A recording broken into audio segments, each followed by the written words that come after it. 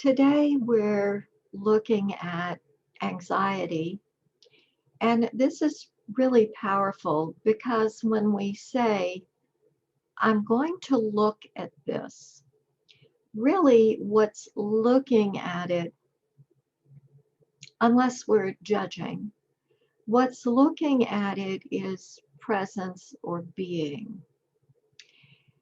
And so it is way smarter than the human, but we can interface with it and learn from the being, which is really what we're doing. That's what spiritual development is.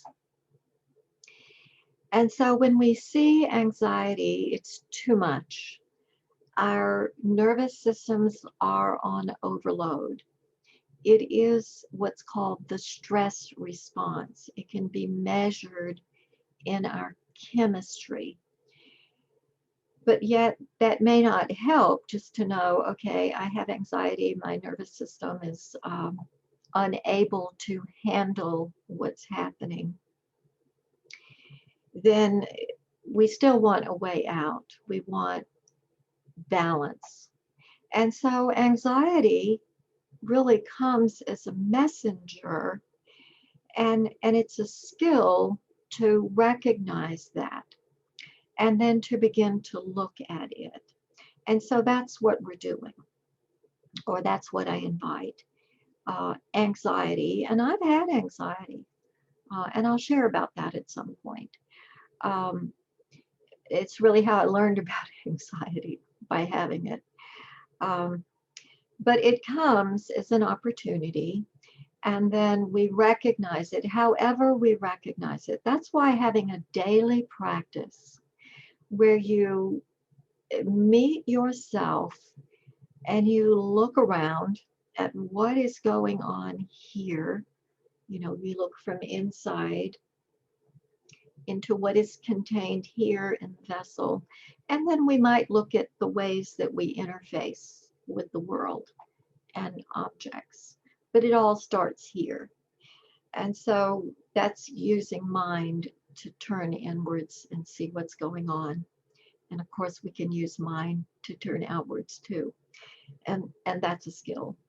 But one of the ways that can begin to help is flower essences. Now, a flower essence isn't aromatherapy. It is therapy, it's flower essence therapy, but it's not the scent of the flower. It is the essence of the flower. So it's something deeper that is kind of like homeopathy. There's a frequency there. It's not really detectable, at least not yet that I know of, by any sort of a lab that a human created. But it is there in the plant kingdom, the flower essence. And the essence from the plant kingdom is most compatible with the human nervous system. It's great medicine. It's much more subtle than taking a pharmaceutical. Now, pharmaceuticals may have their place. With psychotropics, the meds that are used for anxiety, depression, and basically stopping whatever's happening, or at least numbing it or decreasing it, those are man-made, and any of those are, if they're used at all, they're meant to be used short-term, only in a crisis. And then, of course, to back off of that and develop skills and to use other kinds of, I'll say, medications, like the 5-flower formula. So a physician in England, I think a couple of hundred years ago, Edward Bach, B-A-C-H, he began to consciously communicate with the plant kingdom. And so he developed some flower essences. And just to say, the plant kingdom is so happy to communicate with us. And there are places on earth that have cultivated that communication. Quite a few places, and more popping up all the time. But he was able to do this, and as a physician, he had the structure, the neural network, which is the distributed nervous system. That is the brain, the big brain. It's everywhere. It's the distributed nervous system. He had that as a physician and just in his journey of awakening. So he communicated with the plant kingdom, or it communicated with him because he was receptive, and he developed these flower essences, or he was able to, contain and package and educate in a way that then could go out and help people.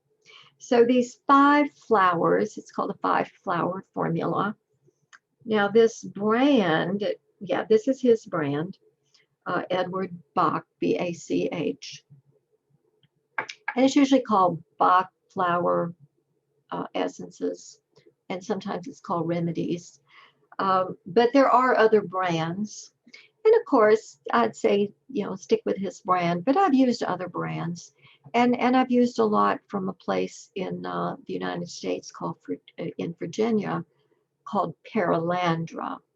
Michelle Smallright, makes essences there because she was guided to create this garden and these flower essences.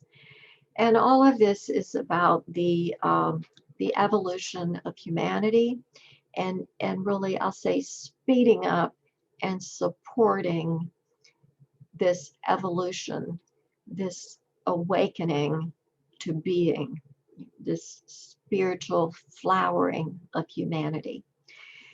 And so anxiety comes as a messenger to alert us to it's too fast.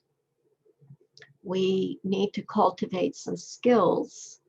We need to learn how to manage our nervous system, how to develop the brain, the distributed nervous system, because when a human has developed the distributed nervous system, they are now a different kind of human. And this can be seen in a laboratory. So it's called integration. And if we recognize anything, a sense of not being able to manage time, and I know, I do these things too, and then how to become more and more skillful when I feel like, oh, there's enough time. There's plenty of time. But anxiety comes from a sense of, too much, too fast. And if we looked at the 3 ways that energy manifests, and there is something, in the guide, there's a lesson from last year, I don't remember which month, but it looks at the 3 ways that energy manifests. And so it's either too much, and we'll say anxiety, too little, and if we're talking about I'll say mental illness or mental imbalance, that we could say depression, not enough, low. And then there's balance, and it's a kind of sweetness. It's called sattva in Sanskrit, and it really comes from the yogic teachings, and then also Ayurveda, which is a system of medicine. It is the science of life, where what we have, the primary medical system in the United States and a lot of countries, is allopathic medicine, and that is a disease model. So it can be good at finding diseases, but it is not good at curing diseases because it is a disease model. So then we might shift to Ayurveda or traditional Chinese medicine or homeopathy, and there may be others. But flower essence would be, of course, a natural therapy. If you are on a psychotropic meditation to control your thoughts, to control how your brain is working, then you probably want to speak with your physician or whoever your healthcare provider is about adding flower essences. You could also, do your own education, and that's always wise before you speak with a physician.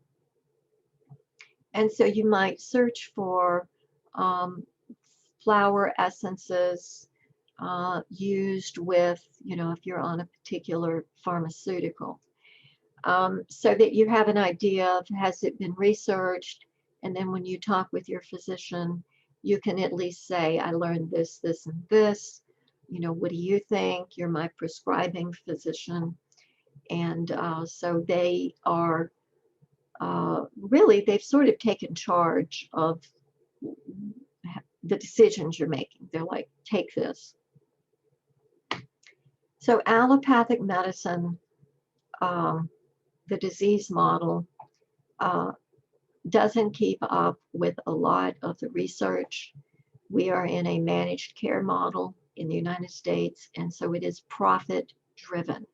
And that is the downside of capitalism. There is an upside. So it is more profitable to keep you on medication and to keep you ill than it is to make you well. And not to say that all the physicians believe that. It's just the system they're operating within. I think most physicians were called to facilitate healing. So the 5-flower method, or formula, is developed by Dr. Bach, Edward Bach, and you can get it lots of places, online stores, and any natural food store. I think I even saw it at like CVS, which is just a chain of drugstores, pharmacies in the United States and maybe elsewhere. And so it's prevalent, and it helps, but it's kind of subtle. So that's an offering today. Clearly, I could talk about this for a long time, but that's enough for these little mini sessions here in the hub. Take charge of your life, take command, and don't look back.